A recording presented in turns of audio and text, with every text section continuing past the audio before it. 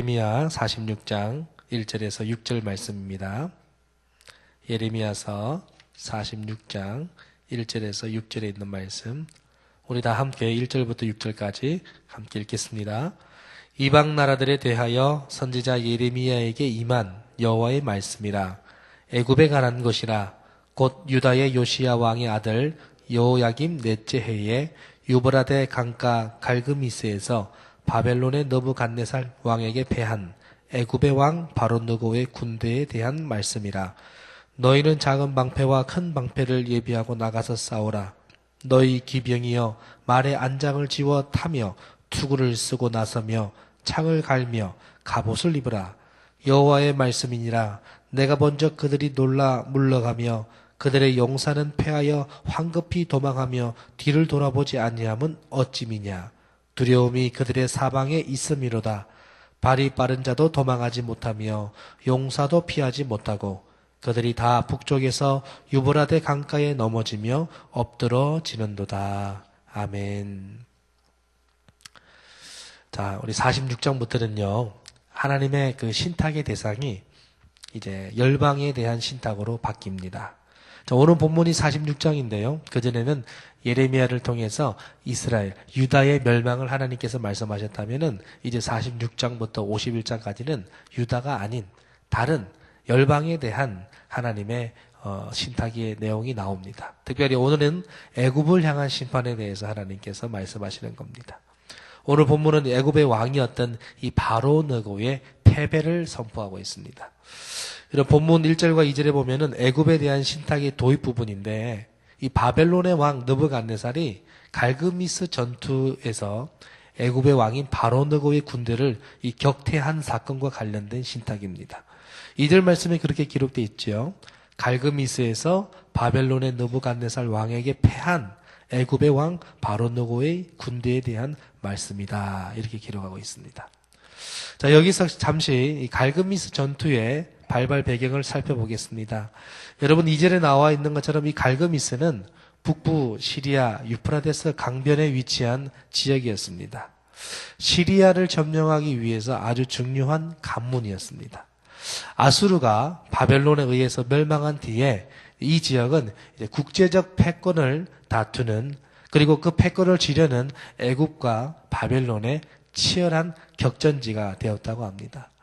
왜냐하면 이 갈그미스라는 지역을 지면 전쟁에 큰 이로움이 된다는 뜻이죠. 그래서 당시의 강대국이었던 이 바벨론과 애굽의 신경전이 있었던 지역이 바로 이 갈그미스라는 지역이었습니다. 그런데 오늘 말씀에서 이 갈그미스에서 만난 이 바벨론과 애굽의 전투에서 애굽이 패하고 마는 거죠. 자, 여러분 3절과 4절 봅시다. 그러고 나서 2절에서 끝나고 나서 3절과 4절에 너희는 작은 방패와 큰 방패를 예비하고 나가서 싸워라.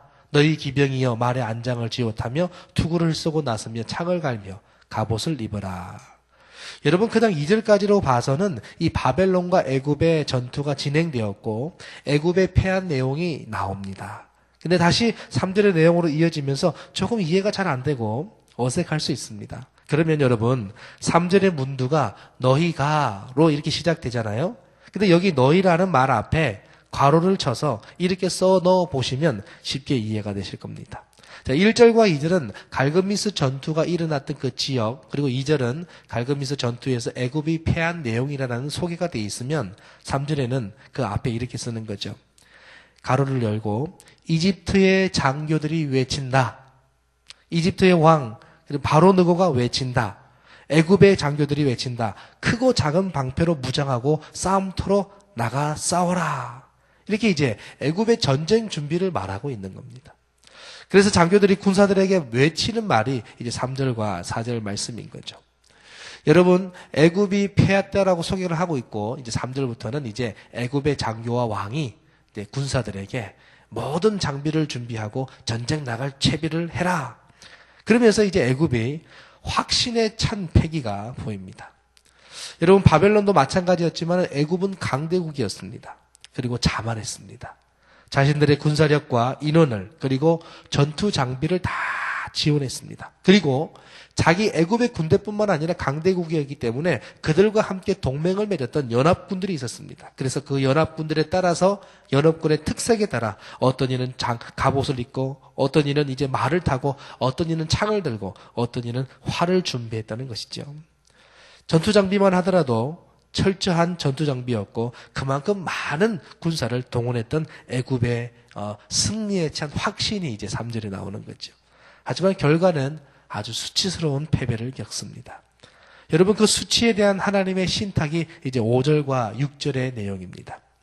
여호와의 말씀이니라 내가 본즉 그들이 놀라 물러가며 그들의 용사는 패하여 황급히 도망하며 뒤를 돌아보지 아니하면 어찌미냐 두려움이 그들의 사방에 있음이로다. 발이 빠른 자도 도망하지 못하며 용사도 피하지 못하고 그들이 다 북쪽에서 유브라데 강가에 넘어지며 엎드러지는도다. 여러분 3절과 4절에서 애굽이 굉장히 확신과 용기가 있었지 않습니까? 그런데 5절 보니까 하나님께서 말씀하시기를 애굽이 5절과 같은 상황을 겪게 될 것이다 라고 이제 말씀을 하는 거죠. 바로노고의 군사들이 철저하게 준비를 갖추고 전투에 출정했지만은 믿지 못할 장면이 이제 펼쳐집니다. 무기를 잘 갖추고 잘 준비된 군사들이 사방에서 다가오는 두려움에 사로잡혀서 뒤를 돌아볼 겨를도 없이 도망하기에 바빴던 거죠. 철저하게 준비한 것이 무색할 정도로 어이없고 수치스럽게 패배를 당합니다. 애굽이 그랬습니다. 여러분 이처럼 애굽이 철저하게 계획했고 또 군사들을 다양하게 정비했고 강대국이었기 때문에 그들의 연합군도 있었지만은 패배했을까요? 왜 그들은 패배했을까요? 그 결정적인 원인이 오늘 본문은 아니지만 10절 말씀에 보면 나옵니다. 10절 말씀을 제가 잠깐 읽어보겠습니다. 오늘의 만군의 주 하나님께서 원수들에게 복수하시는 날이다. 오늘은 주님께서 원수를 갚으시는 날이다. 주님의 칼이 그들을 삼켜서 배부를 것이며 그들의 피로 흠뻑 젖을 것이다. 오늘은 만군의 주 하나님께서 북녘 땅 유프라테스 강가로 오셔서 희생 제물을 잡으시는 날이다. 여러분 어떻게 보면 10절을 보면은 이 애굽의 왕 바로노고가 하나님을 잘 믿는 사람처럼 보입니다. 그러나 이 10절은 하나님을 지칭하는 듯 하지만은 이 바로노고가 교만에 차서 말한 태도를 지적하는 말입니다. 다시 말씀드려서 바로노고가 전혀 기대하지 않은 패배를 당했음을 강조하기 위해서 이 10절 말씀이 기록된 것이 아닌가 이렇게 이제 성경학자들은 해석합니다. 말하자면 그렇게 확신에 찼던 너가 그리고 하나님을 빗대어서 오히려 너가 원수를 복수하는 날이라고 말했던 너가 오히려 당했다. 그 얘기를 하기 위해서 이제 10절을 기록한 것 아닌가. 이렇게 성경학자들이 또 보기도 하더라는 거죠. 여기서 잠시 이제 우리는 애굽의 바로노고가 누군지 잠시 살펴볼 필요가 있습니다. 여러분 바로노고는 애굽의 26왕조의 2대 왕이었습니다. 이 바로노고는요. 팔레스타인들과 무력 거래를 많이 확대했고요. 블레셋의 옛 도시인 가사를 손에 넣었고 이 바벨로니아 연대기에 보면은 동맹국인 아시리아를 지원해서 엄청난 군대와 함께 이 무기또라는 곳에서 유다의 왕인 요시야 왕과 군대를 무찌릅니다. 그러니까 요시야 왕의 최후가 바로 이 무기또에서 바로노고와의 전투에서 이 전사하고 만 것이죠. 여러분 유다 왕 요시야가 어떤 사람입니까? 역대 이스라엘 왕 중에서 다윗과 함께 하나님께 인정받았던 왕이 두 사람이 더 있었습니다. 그 왕이 요시야와 히스기야였습니다. 여러분 유다가 분열되었고 분열 유다 왕국의 16대 왕으로서 하나님을 잘 섬기고 옳은 일을 하여서 히스기야와 함께 유다의 위대한 왕으로 손꼽히는 왕이 요시야 왕이었습니다. 이 요시야 왕은 나라와 성전을 정화한 다음에 성전을 보수하고 하나님께 온전한 예배를 드리는 것이 우리가 살 길이라는 것을 기억하고 예배와 성전 정화의 개혁을 일으켰던 왕이었습니다. 그런 요시야가 마지막을 맞게 된 전투가 바로 이 바로노고와의 전투, 무기또 전투였다는 겁니다. 이 전투를 바로노고의 입장에서 바꿔 말한다면은 바로노고는 요시야 왕을 죽인 왕이 되는 것이죠. 그리고 요시야 왕, 이 유다의 왕이 죽고 나니까 이 바로노고가 그때부터 이제 유다에 대해서 내정에 간섭하기 시작합니다. 요시야가 죽고 나니까 반이디트 정책을 펼쳤던 그 여호아하스를 폐위시켜버리고 요시아의 아들 엘리야김을 왕위에 올렸습니다. 그가 바로 여호야김입니다. 여러분, 하나님은 이제 요시야 왕이 전사한 것에 대한 원수 갚는 날로 애굽을 심판하십니다. 하나님은 바벨론을 이용해서 애굽의 군대를 패배시킬 것이라고 말씀하고 있습니다. 그들이 바벨론을 정복할 것이라고 말했지만은 정복하기는커녕 오히려 완고하고 교만한 바로노고가 정복당할 존재임을 말씀하고 있는 겁니다. 그것이 오늘 1절부터 6절까지의 내용입니다. 우리는 오늘 말씀을 통해서 귀한 것 몇 가지를 깨달을 수 있습니다. 하나님은 불의한 자를 반드시 심판하시고 의인을 신원해 주신다는 것입니다. 이스라엘 왕을 죽이고 내정을 간섭하고 자신의 속국처럼 희롱했던 이 강대국 애굽도 하나님의 징벌 앞을 피할 수는 없었다는 것이지요. 그들이 말합니다. 말들아 달려라. 정신없이 달려라. 애굽의 동맹국들도 다 함께 나왔습니다. 구스인과 붓인과 활을 당기는 루디민까지 선동했습니다.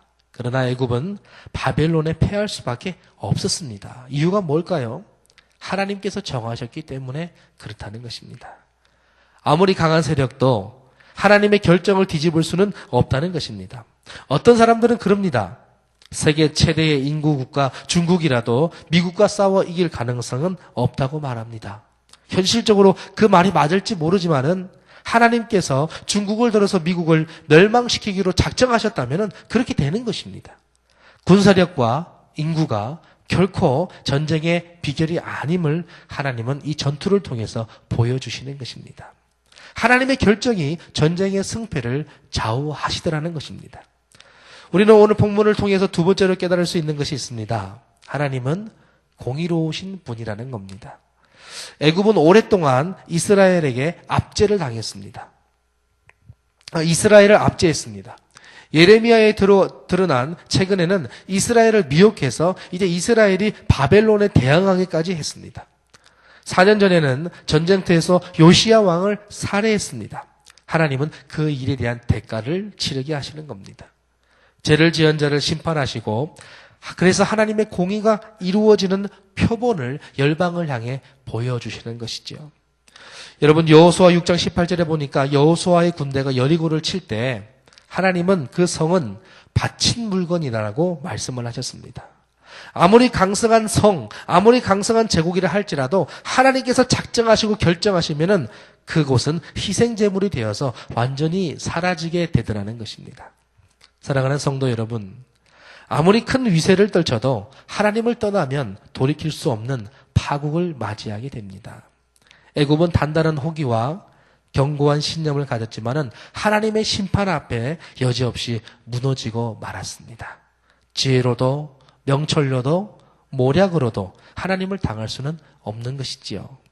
이 말씀이 잠언 21장 20절에서 21절에 기록하고 있습니다. 제가 한번 읽어보겠습니다.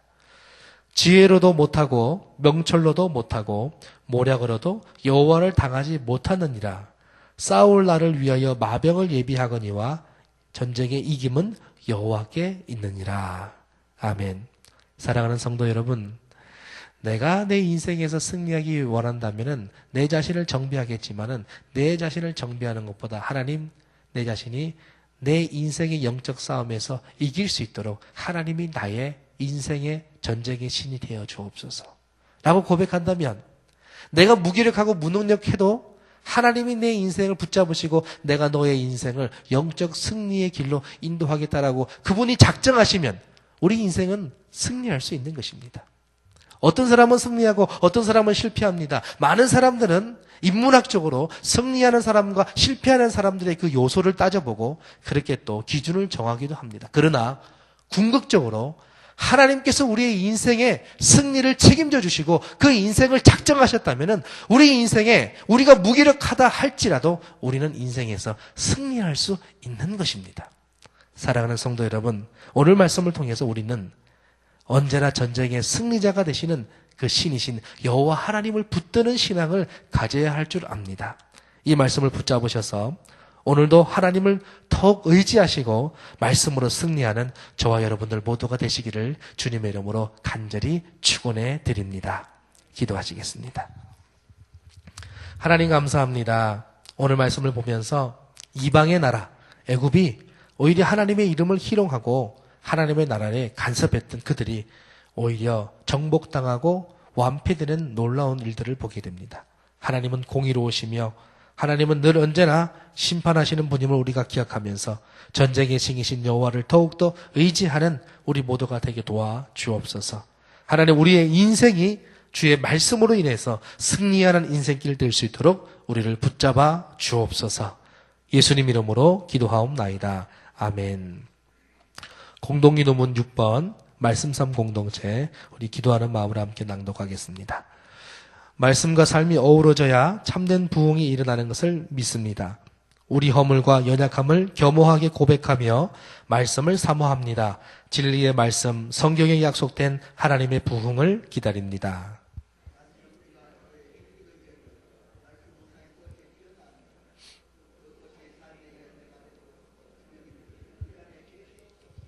삼위일체 하나님의 임재와 현존으로 사랑의 음성을 들려주옵소서. 주님, 우리 공동체의 비전을 굳센 믿음으로 거듭하여 선포합니다. 하나님 말씀의 거룩한 리더십으로 그리스도인의 삶과 세계를 변화시킨다. 아멘. 주기도문 하시겠습니다.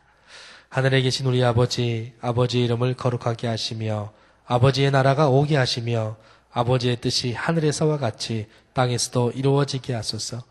오늘 우리에게 일용할 양식을 주시고 우리가 우리에게 잘못한 사람을 용서하여 준 것 같이 우리 죄를 용서하여 주시고 우리를 시험에 빠지지 않게 하시고 악에서 구하소서. 나라와 권능과 영광이 영원히 아버지의 것입니다. 아멘.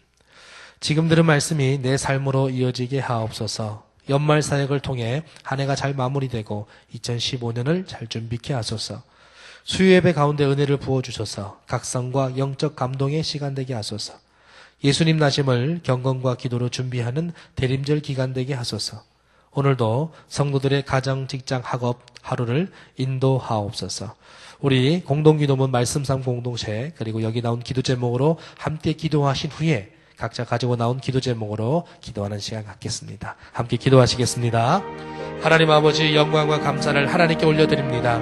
하나님, 오늘 말씀을 경험하면서 하나님, 애굽이 자만하고 교만하고 아버지 그들이 확신했던 그 모든 것들이 완패되는 것을 봅니다. 하나님께서 결정하시면 그렇게 된다는 것을 말씀을 통해 깨닫습니다. 하나님, 우리 인생도 마찬가지입니다. 우리 인생 가운데 하나님 어려움이 있습니까? 하나님, 우리 인생을 새롭게 해주시고 하나님을 경험하고 하나님을